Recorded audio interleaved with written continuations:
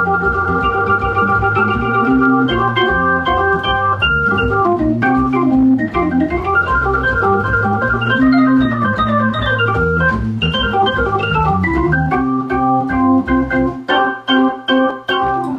name is Boogie. I represent a band called Slang, Soul, Love, and Groove. We're all basically from Riverside, San Bernardino area. That's where we reside at now. So we representing IE, Riverside Riding, you know.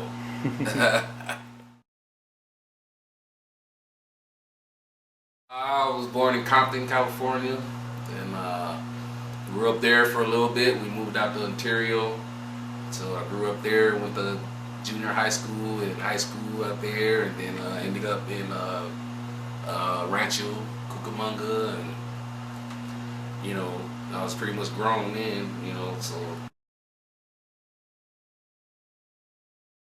for music, I mean, most of it, man, was by ear, you know.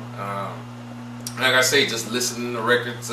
Spending a lot of time growing up, man, just listening to records and trying to recreate those sounds and stuff, you know. And then I did go to school for a little bit for graphic design, and I was an art major. And see this painting right here. Did this painting of my interpretation of Picasso's Three Musicians. Three Musicians, yeah. Then the one back there behind them, back there as well, but. So I would say most of my schooling has been based on art, you know, but I was able to flip art into music. And then the training that I had a couple quarters of piano, you know, where I learned the scale system and how to read music, and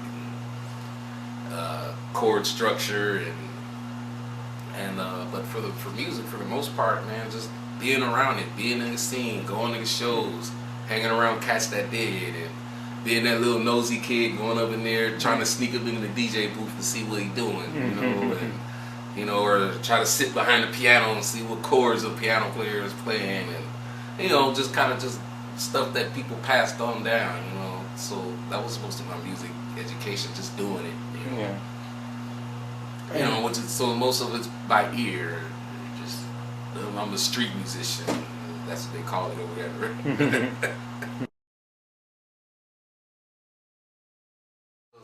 With Slang, we've been trying to just hit all audiences, just because the music is, there's really no format for it. I mean, it's very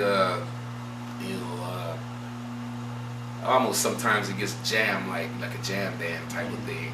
You know what I mean? So there's really kind of no format. So and then just with all the mixes of everybody's interests, you know, we got rock influence, we got the jazz thing going on, we got country, we got blues influence on it, so we kind of fuse all that together. So it's really, you know, I guess at this point the audience we've been targeting the most has been the hip hop subculture, or like underground hip hop or b-boy scene like that, you know, b-boy and b-girls, and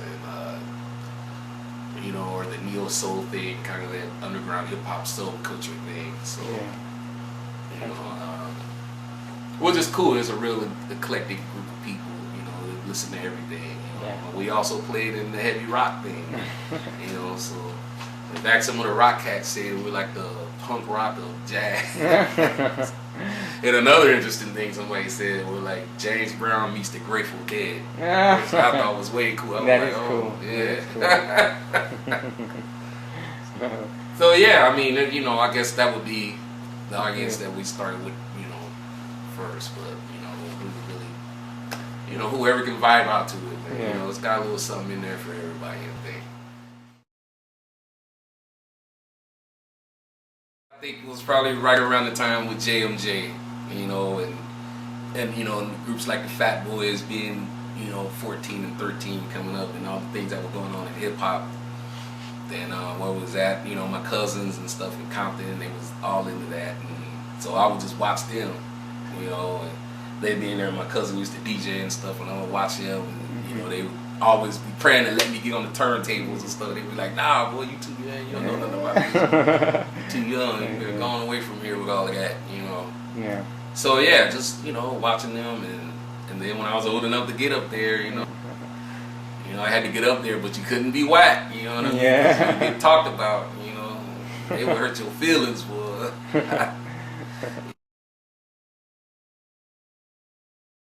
DJing and stuff, you get into the drum machines and you get into sampling records and stuff, and all that was, you know, at the time that's what was going on. If you you couldn't do that, then well, you wasn't, you know. Yeah. But from that, you know, going into playing bass lines, and you know, I was getting into making beats on drum machines. So now those beats needed bass lines, and so I would listen to James Brown or just certain funk records or whatever type of bass line that I could try to mimic and put it to the beats. And then my cousin Tyrone, he was a piano player, and he would show me, okay, look, these are chords, and he introduced me to chords, you know.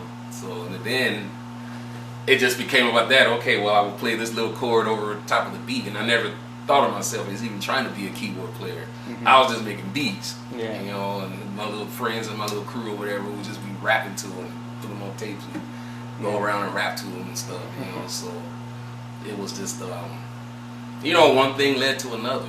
So, Yeah. and then the other thing too was we moved in with my grandmother. My grandmother had a piano, so Yeah. it was just like, oh, wasn't nothing to do. Go here and sit around and try to mess around, and Yeah. you know. So my music is based off of just stuff from my childhood and sounds that I heard from my childhood and what, you know, I saw my family do, and you know, like the backyard parties and stuff, and everybody used to just get down to that old funky music, and we used to always have parties and stuff, and my parents and them would have parties and stuff, and we'd be little kids trying to sneak around and see what they was doing, and there was just something about that era, you know, that people were just, you know, there was so much more love than there is today, and people were just getting down, and they just looked like they had fun, you know. Mm-hmm. So that old music, funk and soul music that they were dancing to, reflected that, you know. To me, when I hear it now, it just reminds me of that thing. So I use a lot of these old sounds and old vintage keyboards and stuff like that to, you know, bring back that feeling of that era. You know, it was just so yeah, I'm inspired by just things that I saw in my childhood, and my music, my uncles and aunts and stuff were musicians as well, watching them play, growing up in the church, and my cousins that were jazz musicians. My cousin Tyrone played the piano and stuff, and showed me a lot of chords and stuff. So